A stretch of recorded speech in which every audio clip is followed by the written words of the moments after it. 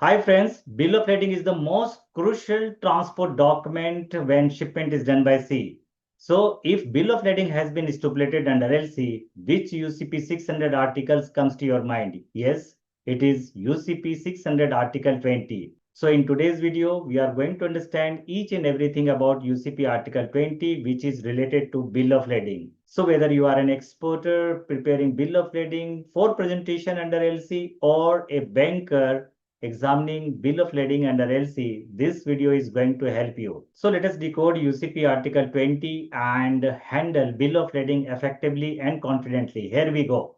UCP 600 Article 20 related to bill of lading. Article 20A says bill of lading, however named, must appear to indicate the name of the carrier and be signed by the carrier or a named agent for or on behalf of the carrier or the master or a named agent for or on behalf of the master. So let us understand this one by one. First of all, we need to understand Article 20 applies when LC requires presentation of a bill of lading covering transport by sea from one port to another port. Here we find that bill of lading, however named. So a bill of lading does not have to be specifically titled as marine bill of lading, ocean bill of lading, or maybe port to port bill of lading or similar terms. Even if when the LC so names the required bill of lading, right? What matters is that the document function as a bill of lading covering sea transport from one port to another. So, bill of lading must appear to indicate the name of the carrier. This is very important. So, bill of lading need to show or indicate name of the carrier. So, name of the carrier is very important. How it will be shown in the bill of lading? Yes, it could be mentioned like XYZ Limited, comma, the carrier. In the body of the bill of lading, it would be mentioned like this. Or it could be mentioned like this for XYZ Limited as carrier. Okay. And how it should be signed? It should be signed by the carrier or master or agent for or on behalf of the carrier or agent for or on behalf of the master. So this is the minimum requirement of bill of lading, that name of the carrier need to be indicated in that, and it should be signed by carrier or master, captain or agent on behalf of the carrier or agent on behalf of the master, right? So this is very important. Further, it says any signature by carrier, master or agent must be identified as that of the carrier, master or agent. So regarding the signature, the person signing the bill of lading must clearly mention in what capacity they are signing, whether as the carrier, as the master, or as an agent, right? So if the signatory is an agent, the agent's name and the capacity in which they are signing must also be clearly stated, which is mentioned here. Any signature by an agent must indicate whether the agent has signed for or on behalf of the carrier or master, right? So when an agent signs the bill of lading, the signature must clearly show on whose behalf the agent is signing, whether it is signing for or on behalf of the carrier or it is signing for or on behalf of the master.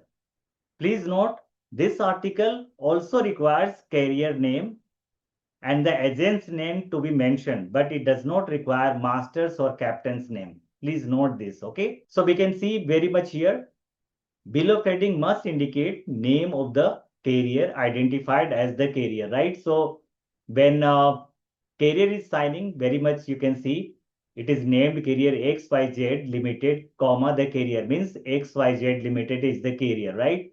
But name of the master need not be mentioned. So it is absolutely okay. And when agent is signing, agent need to be named and agent need to sign on behalf of the carrier or master. So you can see here, ABC Limited has signed as agent for XYZ Limited, the carrier, or ABC Limited has signed as agent for master. Name of the master need not be mentioned here, right? Next, 20A2 says a bill of lading must appear to indicate the goods have been shipped on board a named vessel at the port of loading is stated in the credit by pre-printing wording or an on-board notation indicating the date on which the goods have been shipped on board. So let us understand this. What is the requirement? Three requirements are there. Bill of lading must appear to indicate that goods have been first shipped on board. The second is the named vessel, and third is at the port of loading as per LC. Always you need to take care of all these three, right?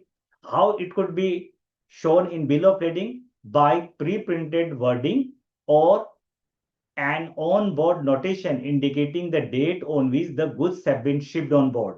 Please note, bill of lading is a port-to-port shipment. So, bill of lading must appear to indicate that the shipped on board statement, whether it is pre-printed wording or by a separate notation, relates to loading on board the named vessel at the port of loading stated in the LC and not to any pre-carriage of the goods between a place of receipt or taking in charge and the port of loading. Further, it says the date of issuance of the bill of lading will be deemed to be the date of shipment. Fine. Unless the bill of lading contains an on-board notation indicating the date of shipment, in which case the date is stated in the on-board notation will be deemed to be the date of shipment. So let us break down this, right? So let us understand this with an example. So here is the scenario 1, where the bill of lading does not contain any separate dated shipped on board notation. Means there is pre-printed shipped on board bill of lading is presented. So here you need to take issuance date of this bill of lading as date of shipment, right? No separate shipped on board notation is mentioned. So in this case, date of issuance of bill of lading, in this example, it is 4th July. You need to take as a date of shipment. So issuance date of this bill of lading will be taken as date of shipment. So scenario 2 is where bill of lading contains a separate dated shipped on board notation by a stamp or notation. You can see here, date of issuance of this bill of lading is 4 July 2025. Separate shipped on board dated notation is there, that is 3rd July 2025.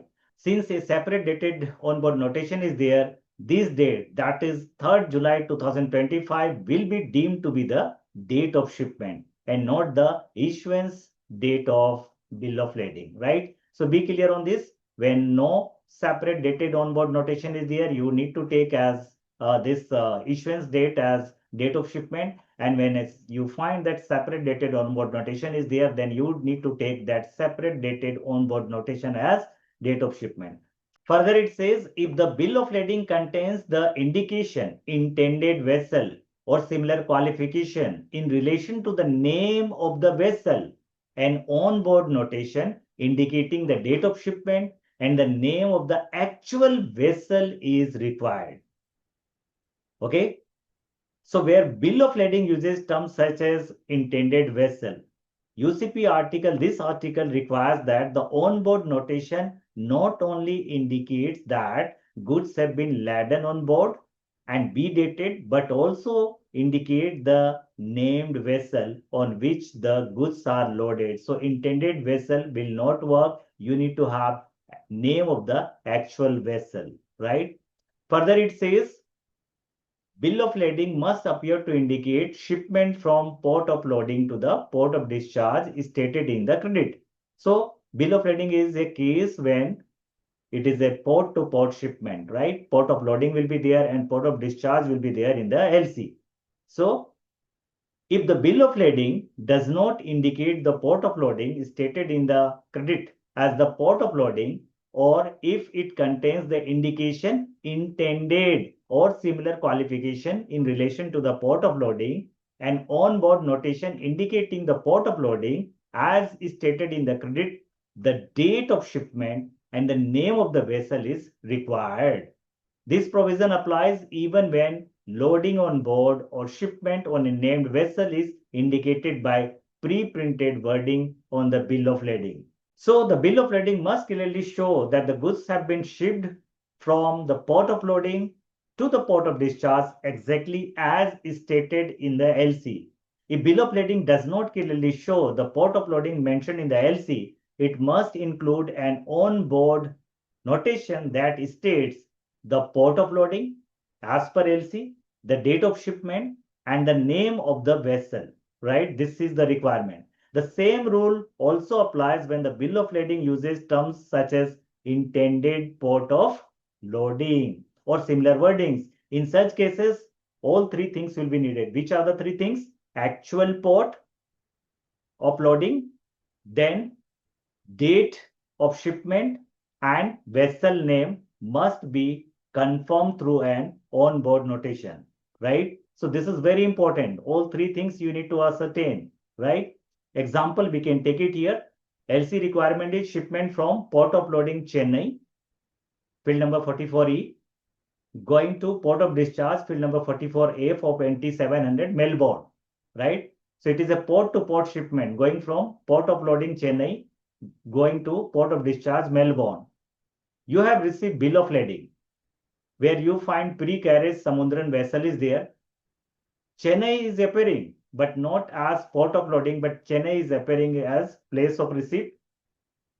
Ocean vessel sea coast is there. Port of loading is Singapore.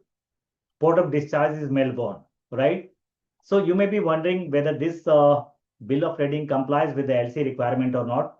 To comply with the LC requirement of this bill of lading will require on-board notation showing vessel Samudran. So name of the actual vessel, the port of loading at Chennai, and the on-board date. All three things you would require. Then only this particular bill of lading will comply this LC requirement, right? Here, this is the case when maybe at Singapore, transshipment has taken place when goods were started from Chennai port going to Melbourne in transit at a Singapore port, maybe transshipment has taken place, right? So further, we need to understand here the Article 20A4. A bill of lading must appear to be the sole original bill of lading, or if issued in more than one original, be the full set as indicated on the bill of lading. So let us understand this clearly. Bill of lading must appear to be the sole original bill of lading. No doubt on that. That has been issued, or if it indicates that it has been issued in more than one original, in that case, all of the stated originals must be presented unless LC indicates the disposal instruction for one or more original bill of lading. Further, it says bill of lading must appear to contain terms and condition of carriage or make reference to another source containing the terms and condition of carriage, short form or blank back bill of lading. Contents of terms and condition of carriage will not be examined. The bill of lading usually contains the terms and condition of the carriage, where you will find on the back side of the bill of lading. However, as this is not always the case, this particular article, Article 20A5, allows for a bill of lading to make reference a source other than the document itself to determine these terms and conditions. In this respect, a bill of lading that contains a reference to a source other than itself has generally been described as a short form or blank back bill of lading. The content of the terms and condition of carriage is not supposed to be examined by the bank, right? Further, it says bill of lading must appear to contain no indication that it is subject to a charter party. So this article stipulates that bill of lading must not contain an indication that it is subject to a charter party. The term no indication means that a bill of lading that bears any indication that it is subject to a charter party would not be acceptable. So whenever you are examining bill of lading or you are preparing bill of lading, just ensure nowhere in the bill of lading the word charter party should come, like freight payable as per charter party or charter party contract number so and so should not be there in bill of lading. Okay. Further, it says Article 20B, for the purpose of this article, transshipment means unloading from one vessel and reloading to another vessel during the carriage from the port of loading to the port of discharge is stated in the credit. So here we find that definition of transshipment has been given when it is a case of bill of lading. So transshipment in this case means unloading from one vessel and reloading to another vessel during the carriage from the port of loading and port of discharge as per LC, right? If unloading and reloading has taken place prior to the port of loading, or unloading from one vessel and reloading to another vessel has taken place after the port of discharge, then that will not be treated as transshipment. Transshipment means unloading from one vessel and reloading to another vessel between these two ports, port of loading and port of discharge as per LC. Okay. Article 20C1 says that a bill of lading may indicate that the goods will or may be transshipped provided that the entire carriage is covered by one and the same bill of lading. So, this article explains that transshipment must be evidenced within one and the same bill of lading. Separate documents covering each leg of a journey would not be acceptable. It covers all shipments where transshipment may or will occur, including where the LC allows transshipment, right? Further, it says a bill of lading indicating that transshipment will or may take place is acceptable even if the credit prohibits transshipment. If the goods have been shipped in a container, trailer, or large barge as evidenced by the bill of lading. So let us understand this clearly. So this article recognizes the shipping industry practice that transshipment often occurs when goods are shipped in container, trailer, or large barge by stating that this is allowed even if LC prohibits transshipment. The only way that an applicant can completely prohibit transshipment would be to state in the LC that transshipment is prohibited, and this sub-article, Article 20C2, is not applicable or is excluded, right? So it follows the content of Article 20C1, that is where a bill of lading does indicate that transshipment will or may occur, but where the LC prohibits transshipment, the rule permits it to occur if the goods are shipped in a container, trailer, or large barge. Article 20D says clauses in a bill of lading stating that the carrier reserves the right to transship will be disregarded. Okay, so this particular sub-article recognizes that a statement on a bill of lading indicating that the carrier reserves the right to do something, in this case transship, does not imply that it has or will do so and is an acceptable condition. With this, we have concluded UCP Article 20, which is related to bill of lading. I hope this video would have given some value to all of you related to bill of lading Article 20 of UCP 600. If yes, I request you to like and share this video, and definitely subscribe to my YouTube channel because I'm going to bring lot many other videos related to various UCP article, right? So if you have not seen my previous videos related to UCP Article 19 related to multimodal transport document, please watch those videos also. I'm going to bring lot many other video related to various UCP article. Thank you so much for watching this.